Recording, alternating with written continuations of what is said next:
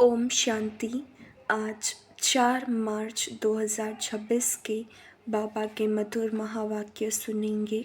बाबा बोले, मीठे बच्चे, तुम्हारा धंधा है मनुष्यों को सुजाग करना, रास्ता बताना। जितना तुम देही अभिमानी बनकर बाप का परिचय सुनाएंगे, उतना कल्याण होगा। प्रश्न, गरीब बच्चे अपनी किस विशेषता के आधार पर साहूकारों से आगे जाते हैं? उत्तर, गरीबों में दान पुण्य की बहुत श्रद्धा रहती है। गरीब भक्ति भी लगन से करते हैं। साक्षात्कार भी गरीबों को होता है। साहूकारों को अपने धन का नशा रहता, पाप जास्ती होते, इसलिए गरीब बच्चे उनसे आगे चले जाते हैं। ओम शांति। गीत बजा। ओम नमो शिवाय।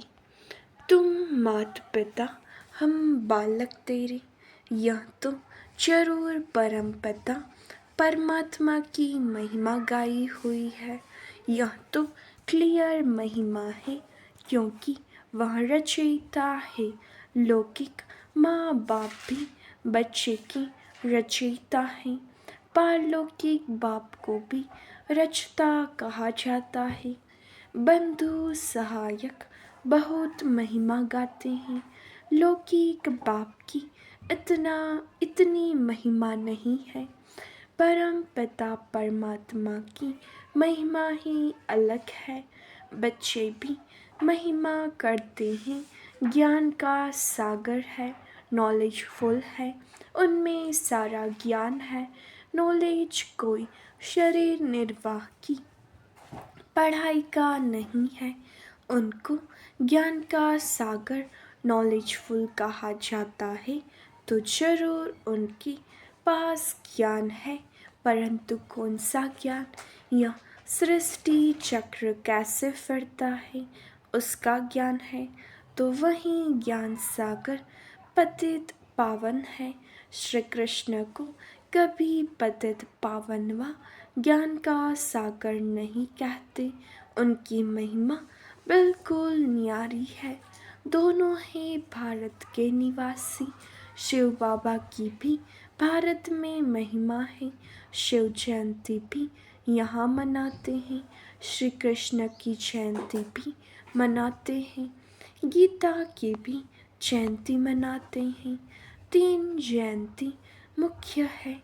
अब प्रश्न उठता है कि पहले जयंती किसकी हुई होगी, शिव की या श्री कृष्ण की? मनुष्य तो बिल्कुल ही बाप को भूले हुए हैं। श्री कृष्ण की जयंती बड़े धूमधाम से प्यार से मनाते हैं।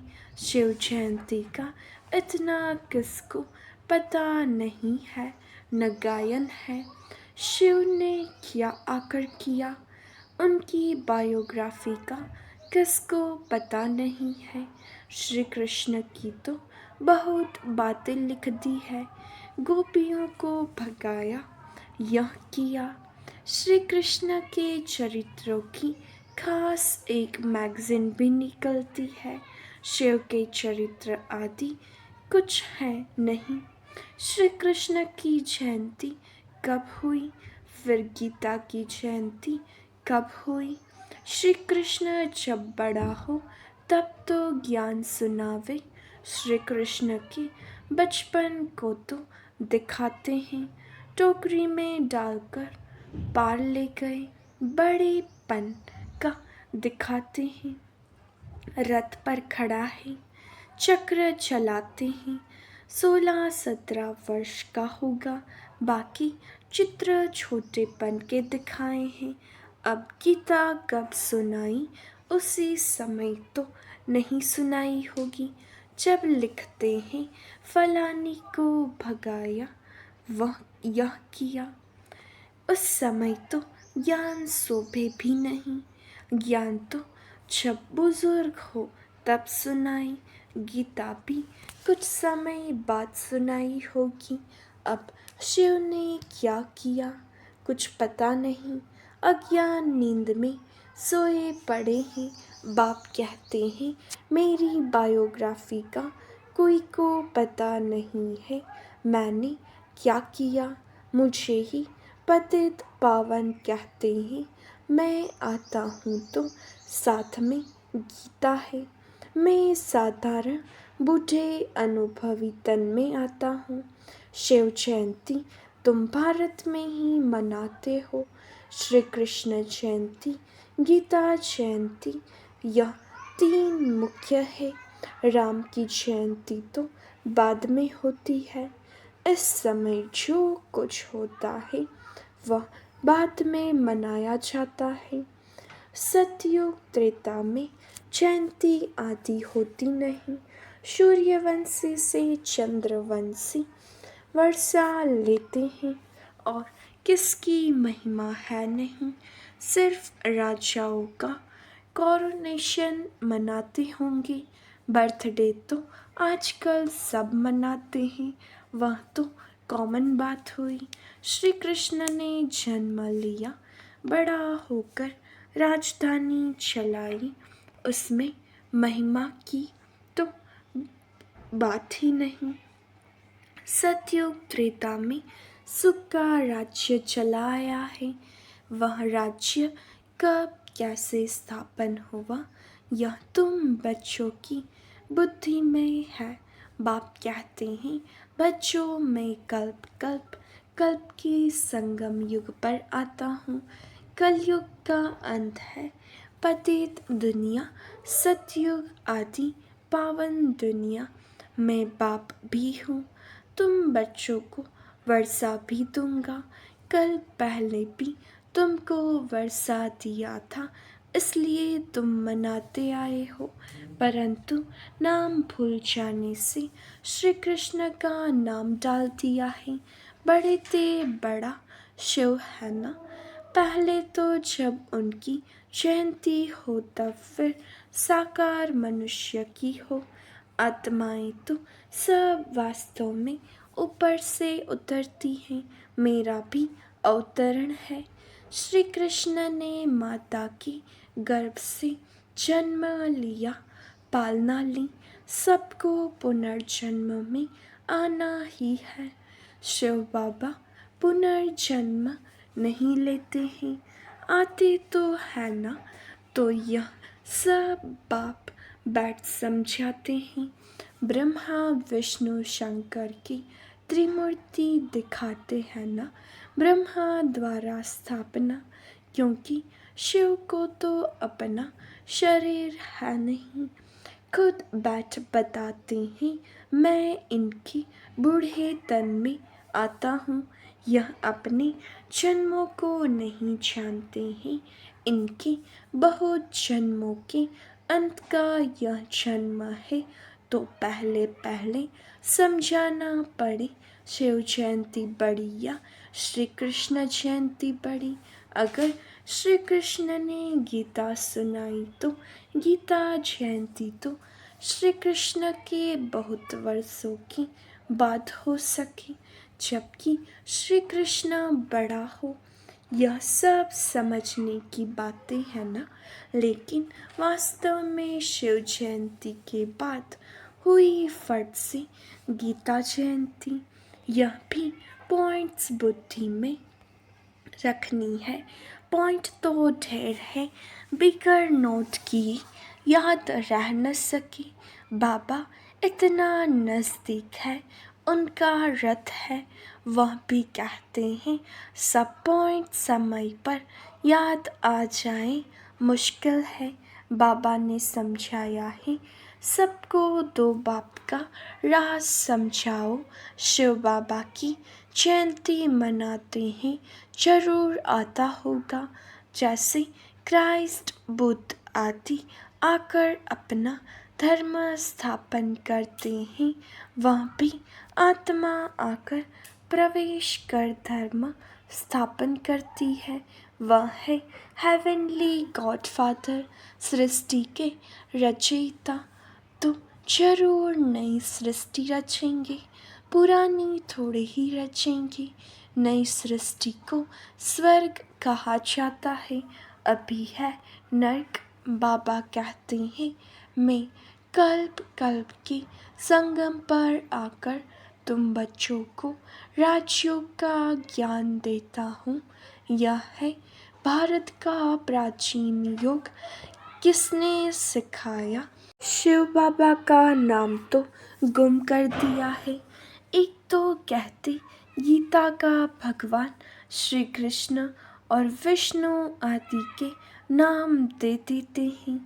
शिव बाबा ने राजयोग सिखाया था, किसको पता नहीं है। शिव जयंती निराकार की जयंती ही दिखाते हैं। वह कैसे आया, क्या आकर किया, वह तो सर्व का सद्गति दाता लिबरेटर गाइड है। अभी सर्व आत्माओं को गाइड चाहिए परमात्मा, वह भी आत्मा है। जैसे मनुष्यों का गाइड भी मनुष्य होता है, वैसे आत्माओं का गाइड भी आत्मा चाहिए। वह तो सुप्रीम आत्मा ही कहेंगे। मनुष्य तो सब पुनर्जन्म ले पतित बनते हैं, फिर पावन बनाए वापस कौन ले जाए। बाप कहते हैं मैं ही आकर पावन होने की युक्ति बताता हूँ। तुम मुझे याद करो। श्री कृष्ण तो कह न सके कि देह का संबंध छोड़ो, वह तो 84 जन्म लेते हैं, सब संबंधों में आते हैं। बाप को अपना शरीर नहीं है, तुमको यह रूहानी यात्रा बाप सिखलाते हैं। यह है रूहानी बाप की रूहानी बच्चों प्रति रूहानी नॉलेज। श्री कृष्ण कोई का रूहानी बाप थोड़े ही है, सबका रूहानी बाप मैं हूँ। मैं ही गाइड बन सकता हूँ, liberator guide, blissful, peaceful, ever pure, सब मेरे लिए कहते हैं। अभी तुम आत्माओं को नॉलेज दे रहे हैं। बाप कहते हैं मैं इस शरीर द्वारा तुमको दे रहा हूँ, तुम भी शरीर द्वारा नॉलेज ले रहे हो। वह है गॉडफादर, उनका रूप भी बताया है। जैसे आत्मा बिंदी है, वैसे परमात्मा भी बिंदी है।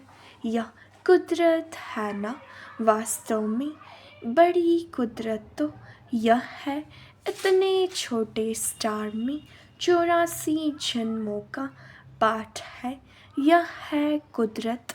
बाप का भी ड्रामा में पाठ है, भक्ति मार्ग में भी तुम्हारी सर्विस करते हैं। तुम्हारी आत्मा में 84 जन्मों का पाठ अविनाशी है। इसको कहा जाता है कुदरत। इसका वर्णन कैसे करें, इतनी छोटी सी आत्मा है। यह बातें सुनकर वंडर खाते हैं। आत्मा है भी स्टार मुआफिक, 84 जन्म एक्यूरेट भोगती है, सुख भी वह एक्यूरेट भोगेगी। यह है कुदरत। बाप भी है आत्मा, परम आत्मा, उनमें सारी नॉलेज भरी हुई है, जो बच्चों को समझाते हैं। यह है नई बातें, नए मनुष्य सुनकर कहेंगे इनका ज्ञान तो कोई शास्त्र आदि में भी नहीं है।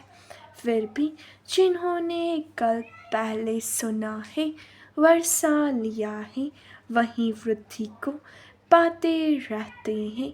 टाइम लगता है, प्रजा ढेर बनती है, वह तो सहज है। राजा बनने में मेहनत है। मनुष्य जो बहुत धन दान करते हैं तो राजाई घर में जन्म लेते हैं।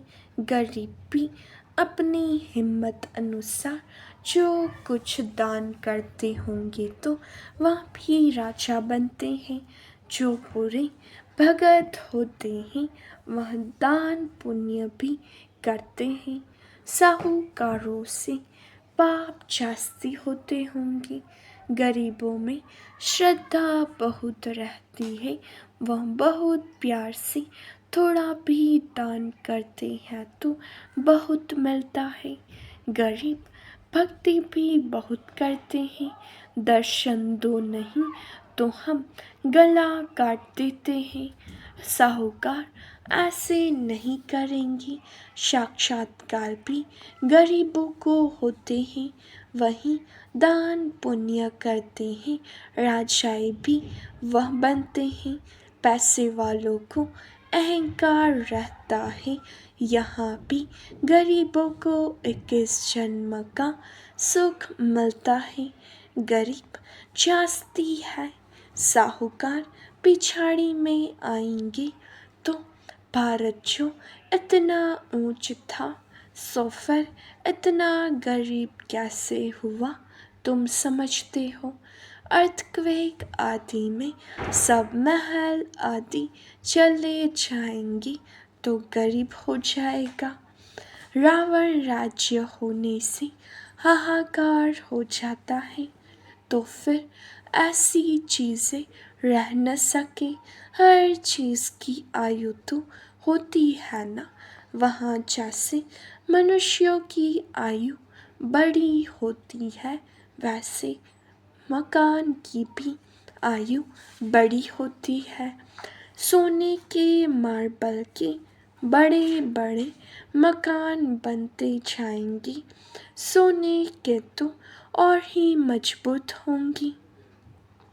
नाटक में भी दिखाते हैं ना, लड़ाई होती है, मकान टूट फूट जाते हैं फिर बन जाते हैं। उन्हों की बनावट ऐसी होती है। यह जो स्वर्ग के महल आदि बनाएंगे ऐसे तो नहीं दिखाएंगे। मिस्त्री लोग कैसे मकान बनाते हैं, हाँ समझते हैं वही मकान बन होंगे। आगे चल तुमको साक्षात्कार होगा ऐसा विवेक कहता है। इन बातों से बच्चों का ताल्लुक नहीं है। बच्चों को तो पढ़ाई पढ़नी है, स्वर्ग का मालिक बनना है। स्वर्ग और नरक अनेक बार पास हुआ है, अभी दोनों पास हुए हैं। अभी है संगम। सतयुग में यह नॉलेज नहीं होगी। इस समय तुम बच्चों को पूरी नॉलेज है। लक्ष्मी नारायण को यह राज्य किसने दिया था अभी तुम बच्चों को मालूम है। इन्होंने यह वर्षा किससे पाया। यहाँ पढ़ाई पढ़कर स्वर्ग के मालिक बनते हैं, फिर वहाँ जाकर महल आदि बनाते हैं। सर्जन भी बड़े बड़े हॉस्पिटल बनाते हैं ना। बाप तुम बच्चों को दिन प्रतिदिन अच्छी अच्छी पॉइंट सुना रहे हैं। तुम्हारा धंधा ही है मनुष्यों को सुजाग करना, रास्ता बताना। जैसे बाप कितना प्यार से बैठ समझाते हैं। देह अभिमान की दरकार नहीं, बाप को कभी देह अभिमान नहीं हो सकता। तुमको मेहनत सारी देही अभिमानी होने में लगती है। जो देही अभिमानी बन बाप का बैठ परिचय देते हैं, गोया बहुतों का कल्याण करते हैं। पहले देह अभिमान आने से फिर और विकार आते हैं। लड़ना झगड़ना नवाबी से चलना देह अभिमान है। भल अपना राजयोग है तो भी बहुत साधारण रहना है। थोड़ी चीज़ में अहंकार आ जाता है। घड़ी फैशनेबल देखी तो दिल होगी या पहने, ख्याल चलता रहेगा इसको भी देह अभिमान कहा जाता है। अच्छी ऊंची चीज़ होगी तो संभालना पड़ेगा, गुम होगी तो ख्याल होगा। अंत समय कुछ भी याद आया तो पद भ्रष्ट हो जाएगा। यह देह अभिमान की आदतें हैं, फिर सर्विस बदले डिसर्विस भी जरूर करेंगे। रावण ने तुमको देह अभिमानी बनाया है। देखते हो बाबा कितना साधारण चलते हैं, हर एक की सर्विस देखी जाती है। महारथी बच्चों को अपना शो करना है, महारथियों को ही लिखा जाता है। तुम फलानी जगह जाकर भाषण करो, एक दो को बुलाते हैं, लेकिन बच्चों में देह अभिमान बहुत रहता है। भाषण में फल अच्छे हैं, परंतु आपस में रूहानी स्नेह नहीं है।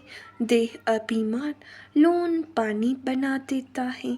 कोई बात में ज़ात बिगड़ पड़ना, यह भी नहीं होना चाहिए। इसलिए बाबा कहते हैं कोई को भी पूछना है तो बाबा से आकर पूछें। कोई कहे बाबा आपको कितने बच्चे हैं, कहूँगा बच्चे तो अनगिनत हैं, परंतु कोई कपूत कोई सपूत अच्छे अच्छे हैं। ऐसे बाप का तो फरमान बरदार वफादार बनना चाहिए ना। अच्छा, मीठे मीठे से खिलाते बच्चों प्रति माता पिता बाप दादा का याद प्यार और गुड मॉर्निंग। रूहानी बाप की रूहानी बच्चों को नमस्ते। हम रूहानी बच्चों की रूहानी बाप दादा को याद प्यार नमस्ते, गुड मॉर्निंग, ओम शांति। शुक्रिया बाबा, शुक्रिया। धारणा के लिए मुख्य सार। पहली पॉइंट, देह अभिमान में आकर किसी भी प्रकार का फैशन नहीं करना है, जास्ती शौक नहीं रखने हैं, बहुत बहुत साधारण होकर चलना है।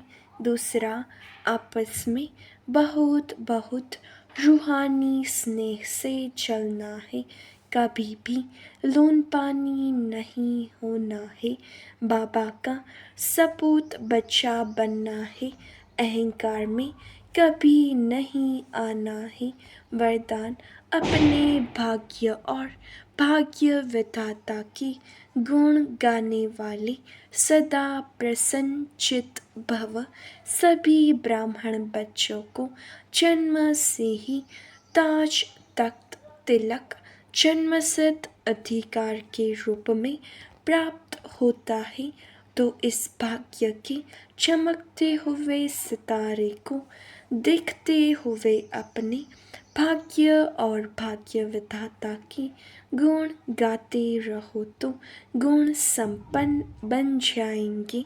अपनी कमजोरियों के गुण नहीं गाओ, भाग्य के गुण गाते रहो, प्रश्नों से पार रहो, तब सदा प्रसन्नचित्त रहने का वरदान प्राप्त होगा। फिर दूसरों को भी सहज ही प्रसन्न कर सकेंगे। स्लोगन, एक नामी और इकोनामी से चलना ही ब्राह्मण जीवन में सफलता का आधार है। अव्यक्त इशारे निश्चय के फाउंडेशन को मजबूत कर सदा निर्भय और निश्चिंत रहो। निश्चय सदा ही निश्चिंत बनाता है, और जो निश्चिंत स्थिति में रहकर कोई भी कार्य करता है वह उसमें सफल जरूर होता है, क्योंकि निश्चिंत स्थिति में बुद्धि यथार्थ जजमेंट करती है, यथार्थ निर्णय का आधार है। निश्चय बुद्धि, निश्चिंत स्थिति, उसमें सोचने की भी आवश्यकता नहीं है। अच्छा, ओम शांति।